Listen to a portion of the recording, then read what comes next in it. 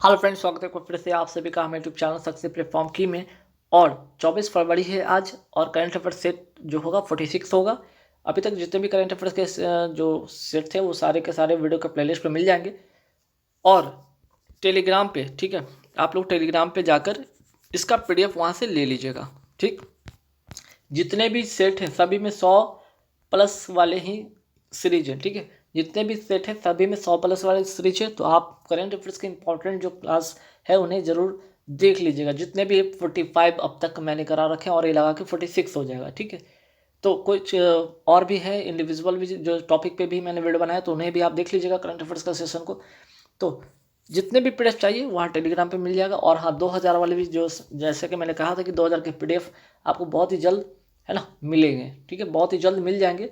Link Telegram पे ही हम share कर देंगे, या फिर वीडियो के प्लेलिस्ट के जो होता है कम्युनिटी टैब में, वहाँ पे आपको शेयर कर देंगे। ठीक है, वहाँ से डाउनलोड कर लीजिएगा। चलिए, आज आज का इंपॉर्टेंट जो करंट अफेयर्स है वो देख लेते हैं। जैसे 13 से 16 फरवरी 2022 तक, ठीक है, क्या 13 से 16 फरवरी 2022 तक किस राज्य में, ठीक है, किस राज्य में 4 दिवसीय मरु महोत्सव 2022 का आयोजन किया गया?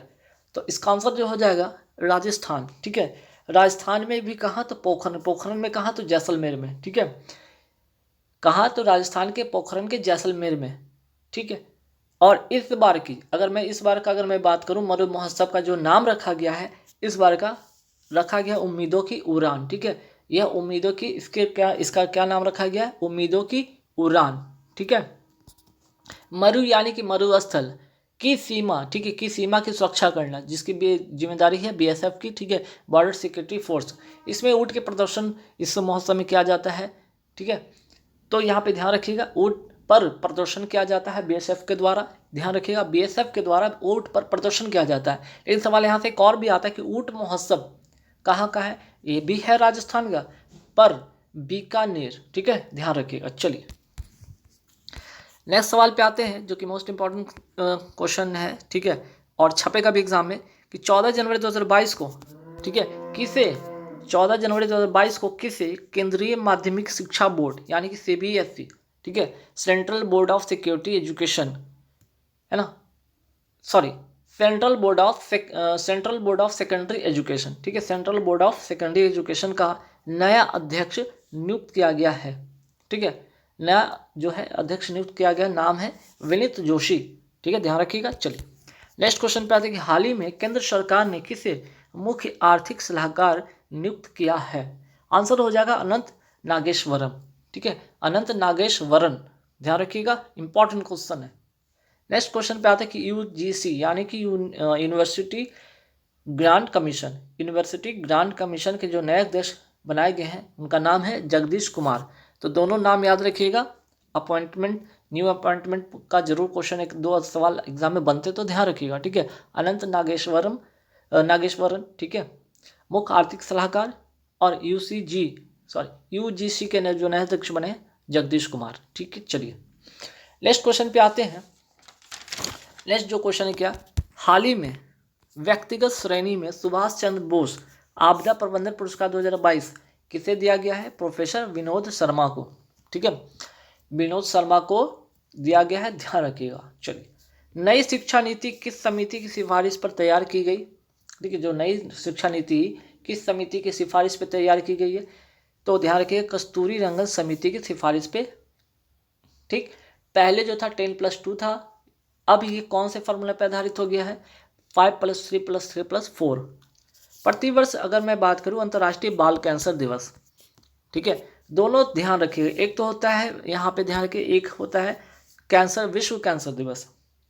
एक होता है प्रतिवर्ष जो होता है अंतर्राष्ट्रीय कैंसर में भी होता है। यहाँ पे कैंसर तो है, यहाँ भी कैंसर, लेकिन यहाँ पे ध्यान रखिए बाल।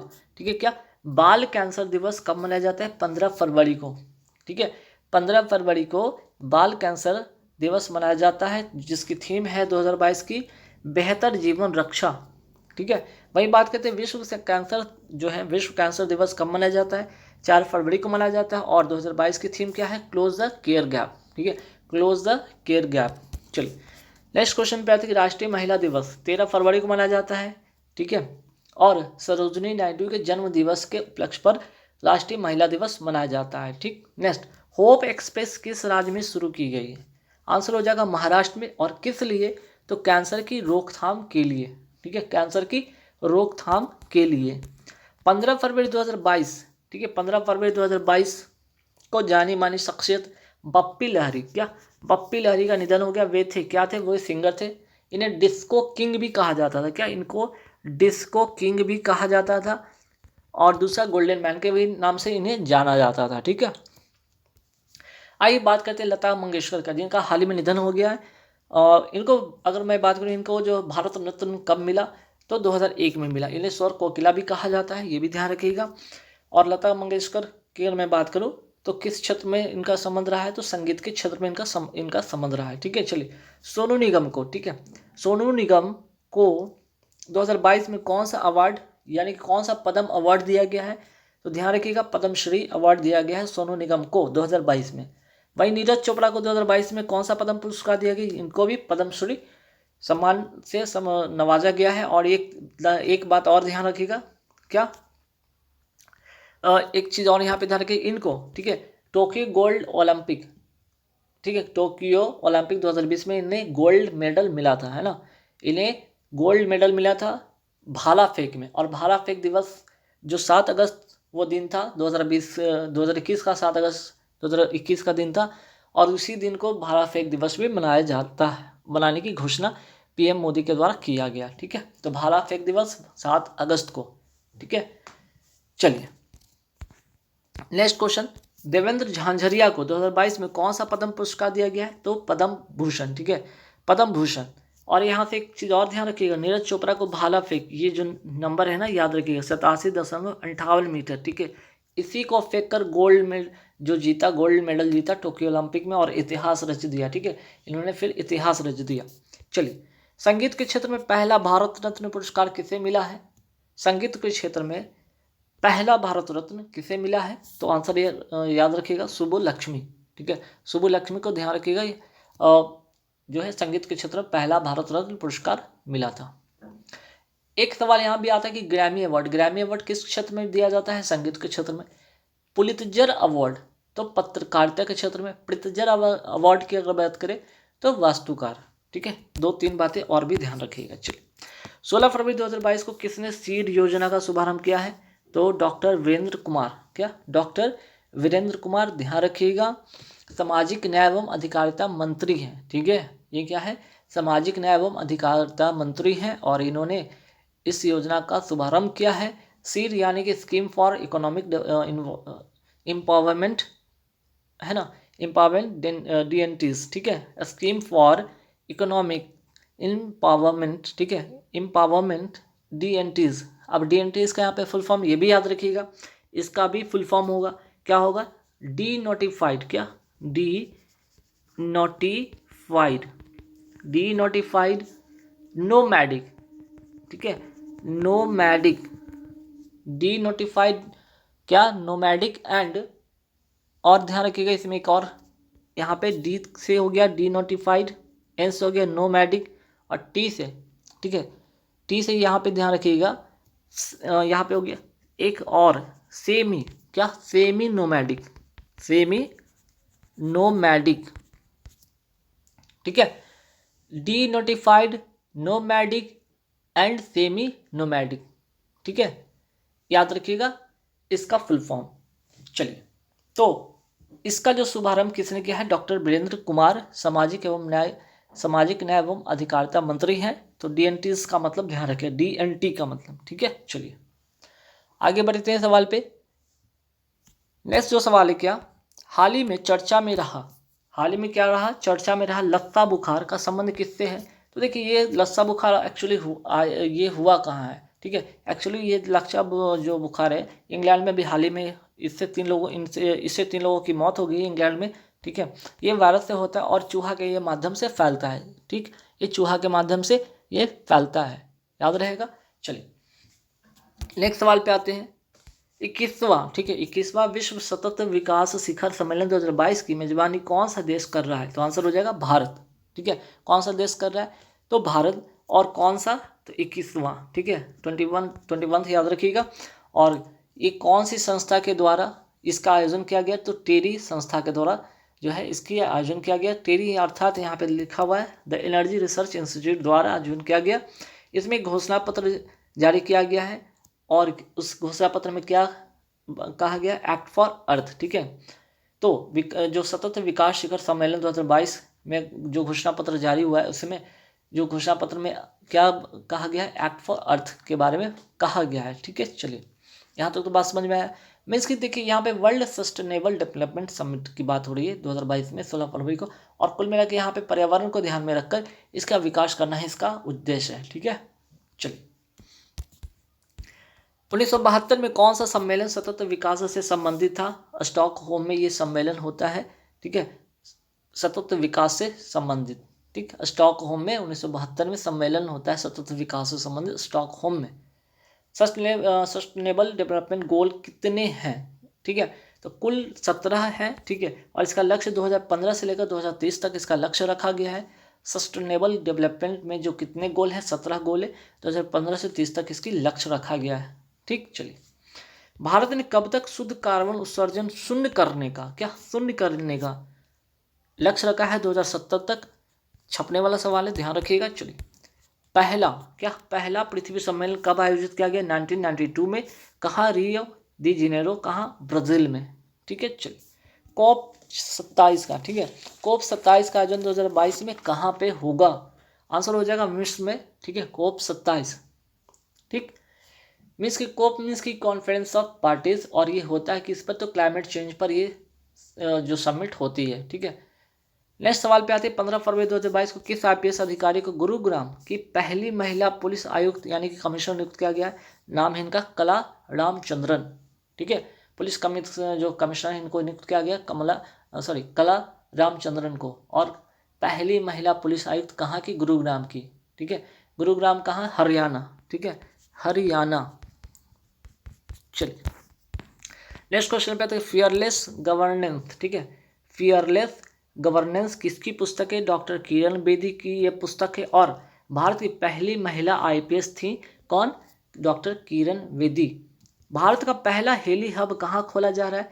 ये भी गुरुग्राम हरियाणा में खोला जा रहा है, जहाँ एक साथ कई सारे जो होंगे हेलीकॉप्टर को जहाँ पे क्या उतारा जा सकता है, और हेलीकॉप्टर से संबंधित जो भी इसके जो पार्ट पुर्जे हैं या उससे जो भी चीज़ें मीन्स कि उससे संबंधित जो भी चीज़ें होंगी वहाँ पे अवेलेबल होगा। ठीक है, तो एक साथ कई सारे क्या होंगे, हेली जो पैड होंगे ना, इसी को कहा गया हेली हब। ठीक, चलिए देविका नदी परियोजना। ठीक है, देविका नदी परियोजना का संबंध किस राज्य या केंद्र शासित से है? तो जम्मू कश्मीर से इसका संबंध है। किसका? देविका नदी परियोजना का संबंध। ठीक, अगर मैं बात करूँ देविका जो है नदी है, इसे गंगा नदी की तरह ही पवित्र मानी जाती है, ध्यान रखिए।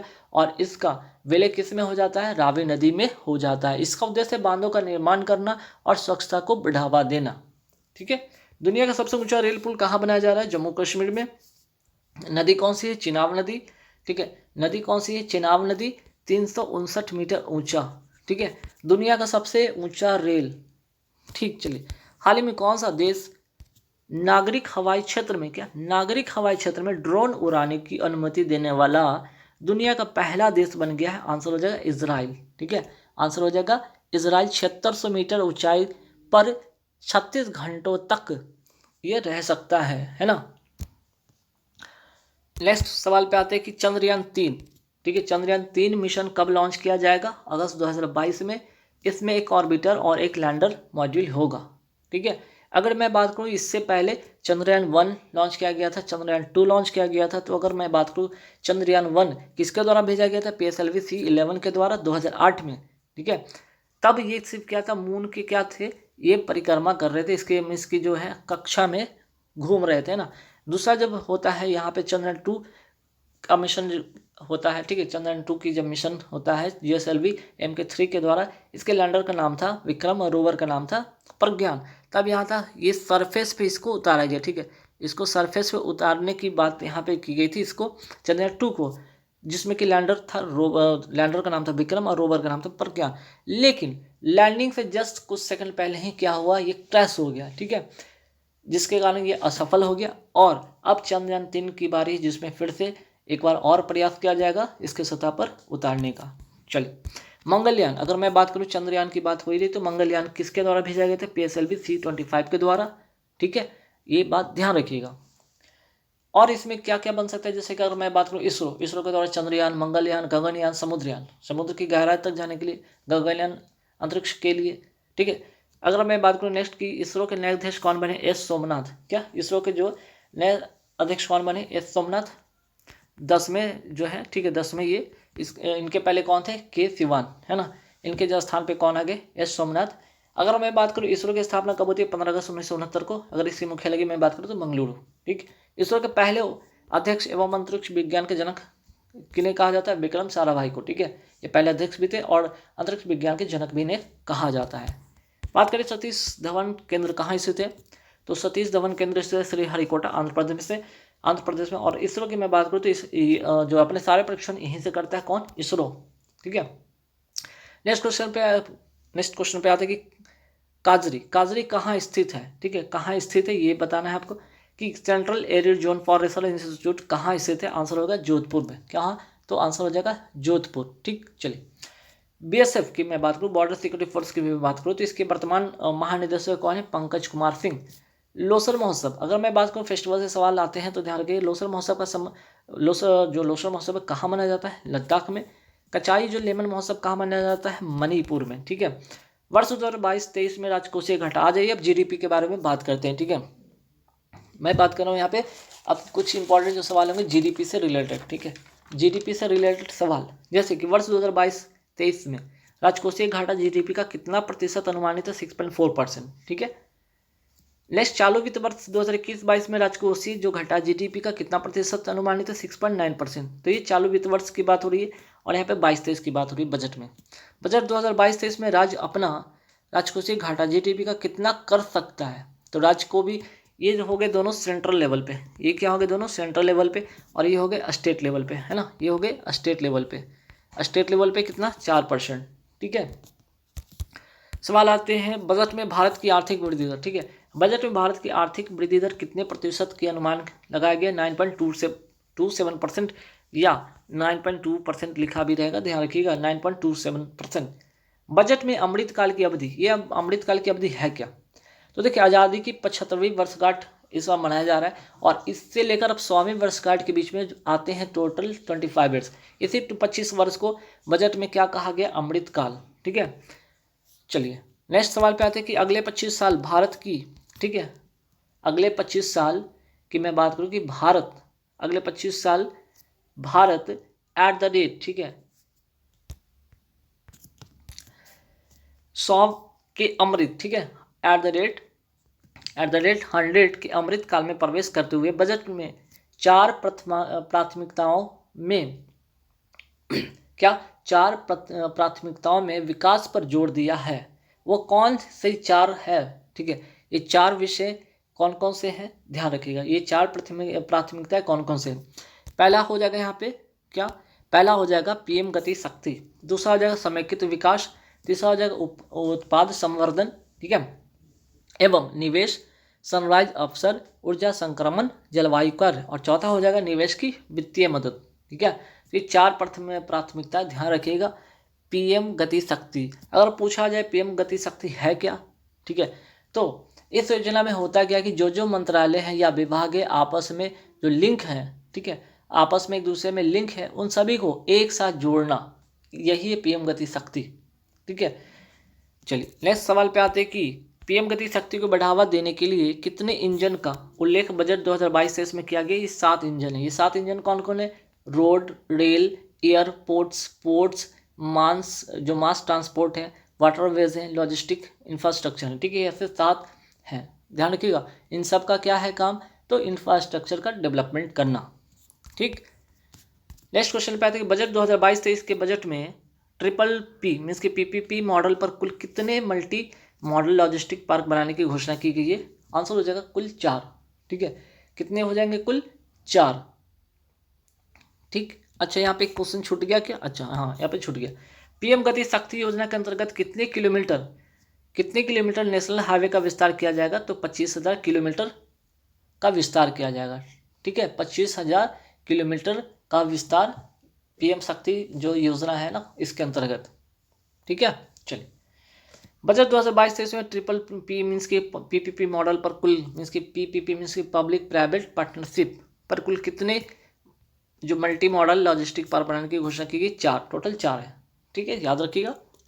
अगले 3 वर्ष के दौरान कितनी वंदे भारत रेलगाड़ियों का निर्माण किया जाएगा? कुल 400। ठीक है, यहाँ पे 400 याद रखिएगा। नेक्स्ट, बजट 2022-23 में देशी विश्व स्तरीय प्रौद्योगिकी और क्षमता वृद्धि कवच के तहत रेल मार्ग नेटवर्क में कितना किलोमीटर जोड़ा जाएगा? तो आंसर हो जाएगा 2000 किलोमीटर। 2000 किलोमीटर जोड़ा जाएगा। अब सवाल आता है कवच है क्या? ठीक है, आपको यहाँ पे समझा दूं कि कवच ये है क्या। तो ये जो कवच तकनीक है, ठीक है, ये जो तकनीक है ये एक समझिए ट्रैक है। ठीक है, ये ट्रैक है ना। और इस पर क्या है, अगर एक समय में एक साथ एक ही पटरी पर 2 रेलगाड़ी आमने सामने आ जाती हैं तो एक्सीडेंट होता है। कई बार, बहुत बार ऐसे एक्सीडेंट हुए हैं जब एक ही पटरी पर 2 ट्रेन आपस में आमने सामने भिड़ गई हो और एक्सीडेंट हो गया। तो ऐसे कंडीशन में क्या होगा कि इस तकनीक के माध्यम से, ठीक है, जैसे ही ये दोनों एक ही पटरी पे आएंगे तो एक निश्चित दूरी पर क्या होगा, ऑटोमेटिक क्या होगा, ब्रेक लग जाएगा। क्या ऑटोमेटिक क्या ये हो जाएगा, ब्रेक लग जाएगा, ऑटोमेटिक ये रुक जाएगा। ठीक है, और इसका उद्देश्य है कि शून्य एक्सीडेंट, है ना, 0 एक्सीडेंट इसका उद्देश्य है करना। तो कवच तकनीक यही है।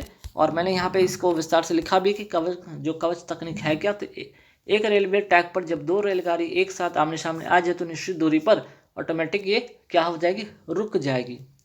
बजट 2022-23 में सर्वाधिक प्राप्ति का स्रोत किससे है? ठीक है, तो आंसर हो जाएगा उधार और देयता। ठीक है, उधार और देयता से क्या है, सर्वाधिक प्राप्ति होती है। ठीक, जिसमें अगर मैं 1 रुपये में बात कर लूँ तो 35 पैसा जो है उधार से सिर्फ है, 15 पैसे जो हो गए निगम कर आयकर से हो गए और 16 जो पैसे हो गए वो जीएसटी से। ठीक है, बजट 2022-23 में सर्वाधिक व्यय, यहाँ तो प्राप्ति की बात हो रही थी, अब यहाँ पे व्यय की बात हो रही है। स्रोत किससे है? तो जो उधार लिया जाता है और उस उधार के बाद जो ब्याज होते हैं, ठीक है, उधार के लेने पर जो ब्याज बनते हैं और उस ब्याज को चुकाने में, ठीक है, तो यहाँ पे सर्वाधिक व्यय की अगर बात किया जाए तो ब्याज भुगतान इसका आंसर होगा। ठीक है, चलिए अब आइए बात करते हैं प्रोडक्शन लिंक्ड इंसेंटिव स्कीम के तहत कितने सेक्टर में आगामी 5 वर्षों में 30 लाख करोड़ का अतिरिक्त उत्पादन किया जाएगा? तो ऐसे 14 सेक्टर होंगे। क्या ऐसे 14 सेक्टर होंगे? और ध्यान रखिएगा PIL यानी कि प्रोडक्टिव लिंक्ड इंसेंटिव, ठीक है, इसके तहत और क्या इसके तहत 60 लाख नौकरी के अवसर भी मिलेगा, है ना। चलिए, नेशनल रोपवे, ये नेशनल रोपवे है क्या? तो रोपवे में इसकी रस्सी के सहारे जो यहाँ पे होते हैं ना, इस तरह से पूरन खटोला जिसको कहते हैं, है ना, अक्सर ये कहाँ पे होते हैं, पहाड़ी इलाका पे इस तरह के एक रोपवे बनाया जाता है ना, जिससे कि आवागमन होते हैं। इससे क्या होते हैं, आवागमन का मार्ग बनता है। तो नेशनल रोपवे डेवलपमेंट प्रोग्राम या पर्वतमाला, या इसको क्या कहा जा सकता है, पर्वतमाला, जैसे सागरमाला था। ठीक है, जैसे भारतमाला की मैं बात करूँ, सागरमाला की मैं बात करूँ, तो सागरमाला की बात था तो बंदरगाह का विकास से था। भारतमाला की अगर मैं बात करूँ तो नेशनल हाईवे के विकास से था। वहीं पर्वतमाला की अगर मैं बात करूँ यहाँ पे तो एक रोपवे डेवलपमेंट का, रोपवे विकास से। ठीक है, 2022-23 में 60 किलोमीटर, कितनी किलोमीटर, 60 किलोमीटर और कितनी रोपवे, तो 8 रोपवे परियोजना को विकास करना इसका लक्ष्य है। ठीक है, चलिए नेक्स्ट क्वेश्चन पे आते हैं। बजट 2022-23 में, हाँ, बजट 2022-23 में केन बेतवा लिंक परियोजना पर कितना खर्च होगा? 44,605 करोड़ रुपए खर्च होंगे। 9.08 लाख हेक्टेयर जमीन की सिंचाई इससे होगी। ठीक है, यहाँ पे कुल मिलाकर समझिए बात क्या है, ये केन नदी है और ये बेतवा नदी है। ठीक है, ये बेतवा नदी है। यहाँ पे क्या होता है, बेतवा नदी में पानी के संकट की वजह से यहाँ पे क्या होता है, हमेशा सूखा बना रहता है और यहाँ पे पानी की अधिकता के कारण हमेशा बाढ़ बना रहता है। तो इस योजना के तहत, ठीक है, इस योजना के तहत जो केन का पानी है अगर बेतवा नदी में छोड़ दिया जाए तो यहाँ पे क्या होगा, जो अतिरिक्त पानी इसमें चला जाएगा तो यहाँ पे केन जो नदी के क्षेत्र है आसपास में यहाँ पे बाढ़ नहीं आएंगे। दूसरा, जो बेतवा नदी में के आसपास का जो क्षेत्र है सूखा है, जिसकी वजह से सिंचाई नहीं हो पाती है, तो वहाँ पे सिंचाई भी हो जाएगी, सूखा भी खत्म हो जाएगा। तो एक तरह से दोनों तरफ से लाभ ही लाभ है ना।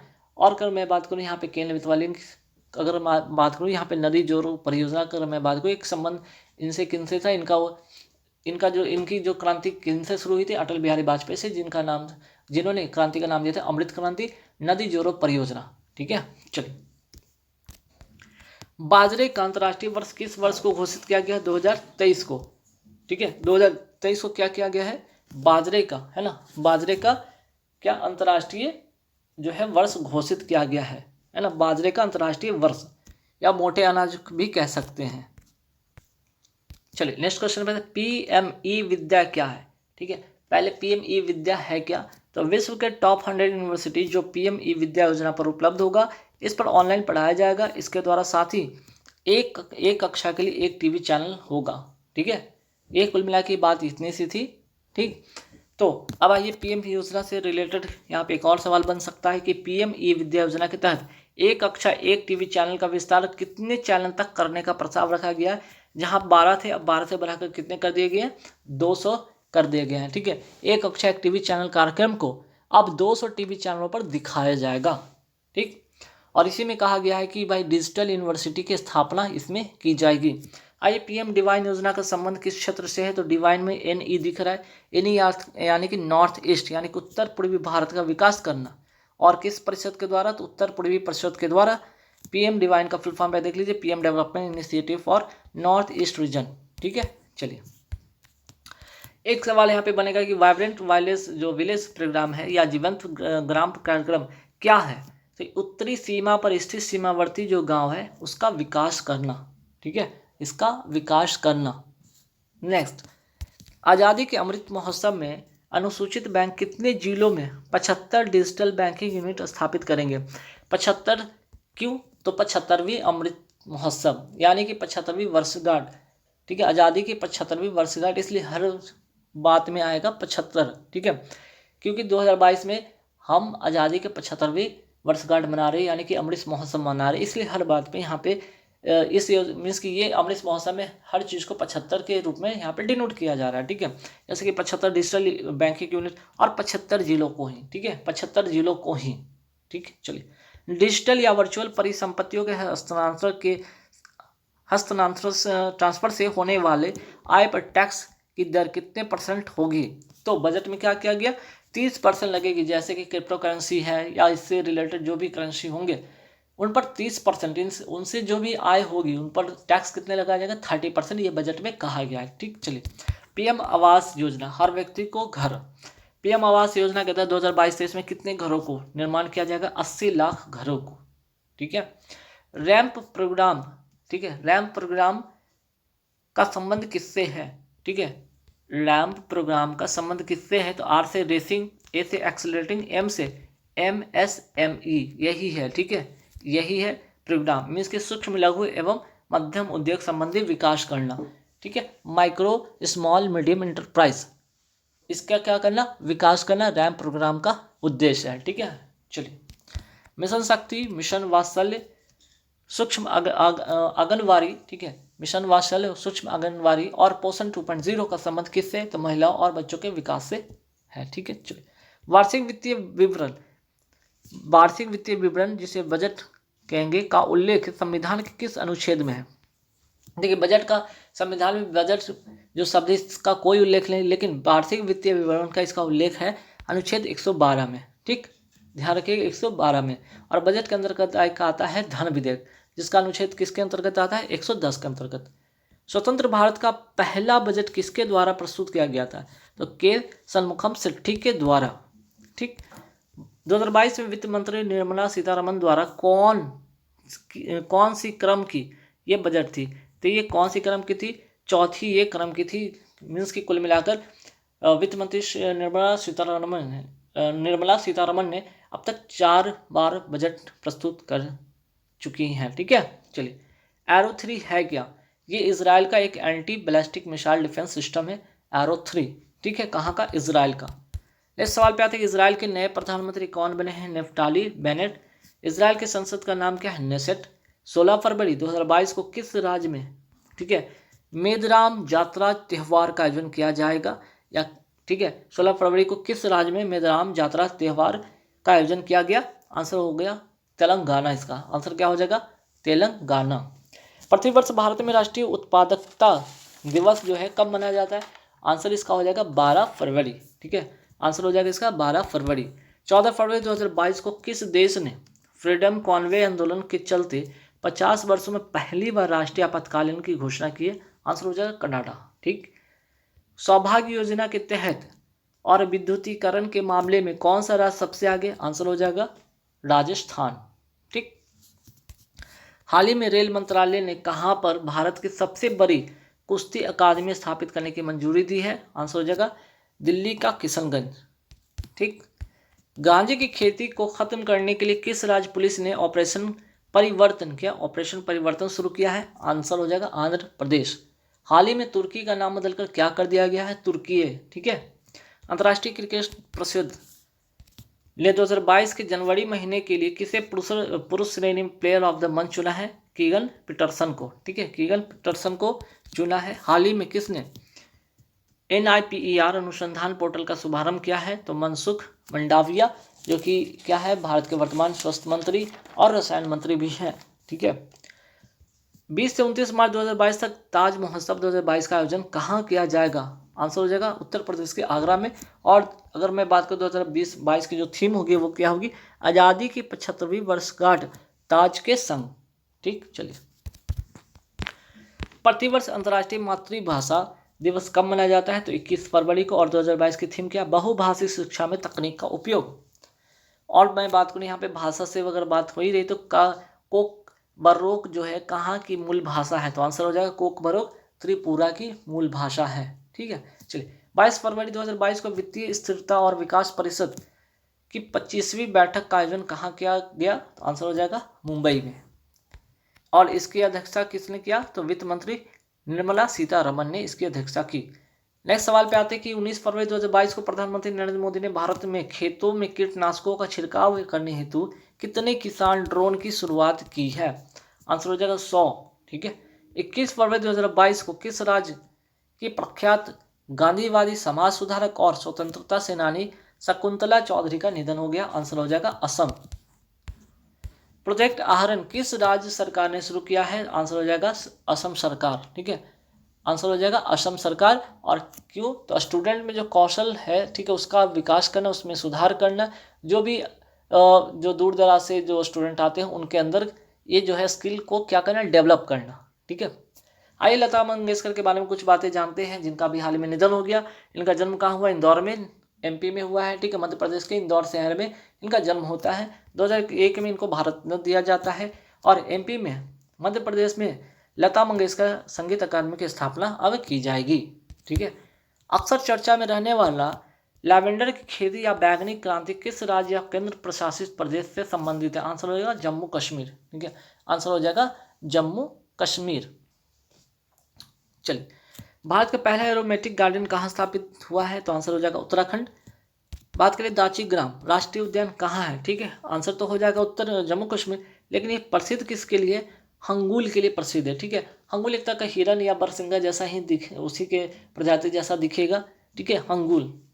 नेक्स्ट सवाल पे आते हैं कि सबसे लंबी जो है रेलवे सुरंग भारत की है कौन सी? तो T49 जम्मू कश्मीर में सुंबर से अपीर चला, है ना, अपीर चला को ये जोड़ेगी, है ना। जम्मू कश्मीर किसको कहाँ से कहाँ ये जोड़ेगी? सुंबर से लेकर अपीर चला तक इसको जोड़ेगी। ठीक है, ये ध्यान रखिएगा। और कितने किलोमीटर? तो 12 पॉइंट, ठीक है, लगभग 12.728 है ना, 758 किलोमीटर ये जोड़ेगी बारामूला उधमपुर श्रीनगर रेलवे मार्ग पर। ठीक, चलिए, दुनिया का सबसे ऊंचा रेलवे ब्रिज कहाँ बनने जा रहा है? तो जम्मू कश्मीर में। किस नदी पर? तो चिनाब नदी पर। कितना मीटर ऊंचा? तो 359 मीटर ऊंचा। ठीक है, आइए सवाल पे आते हैं कि 19 फरवरी 2022 को नदियों में नाइट नेविगेशन मोबाइल ऐप, ठीक है, रात में जो नेविगेशन होगा, जो रात में यहाँ पे क्या होंगे नेविगेशन की अगर बात की जाए नदियों में खासकर, तो night navigation mobile app launch करने वाला देश का पहला जो होगा असम। ठीक है, वो कौन सा होगा? असम। और किस नदी में? तो ब्रह्मपुत्र नदी में। ठीक है, चलिए नेक्स्ट सवाल पे आते हैं कि बांग्लादेश से असम कितनी बार लगती है? बांग्लादेश से असम कितनी बार लगती है? तो आंसर हो जाएगा 2 बार। आइए, फरवरी 2022 में चर्चा में रहा एंटोनियो, एलेनिया और जेनेप, ये है क्या? तो यूरोप में एक सप्ताह में, ठीक है, एक सप्ताह में 3 तूफान आते हैं, इन तीनों तूफान का ये नाम है, ठीक है। आंसर हो जाएगा ये तूफान है, सारे के सारे क्या है, ये तूफान है, ठीक है। चलिए नेक्स्ट, पिछले कुछ दिनों से अंतर्राष्ट्रीय और राष्ट्रीय समाचार पत्रों की सुर्खियों में रहे डोनेस्टक, ठीक है, डोनेस्टक और लुहांस्क किस क्षेत्र में है, ठीक है। तो आंसर हो जाएगा यूक्रेन, ठीक है, यूक्रेन में, जिसको लेकर अभी अमेरिका और रूस में क्या है, इसको लेकर काफ़ी यहाँ पे क्या तनावग्रस्त की स्थिति बनी हुई थी, ठीक। चलिए तो गाइस यहाँ पे पूरे हो गए 100+ वाले सीरीज कंप्लीट। आशा करते हैं कि आपको वीडियो पसंद आएगी, लाइक कर दीजिए, शेयर कर दीजिएगा, और इसकी पीडीएफ आप लोग कहाँ से ले लीजिएगा, टेलीग्राम से ले लीजिएगा, ठीक है। चलिए इस वीडियो में बताइए, थैंक यू वेरी मच।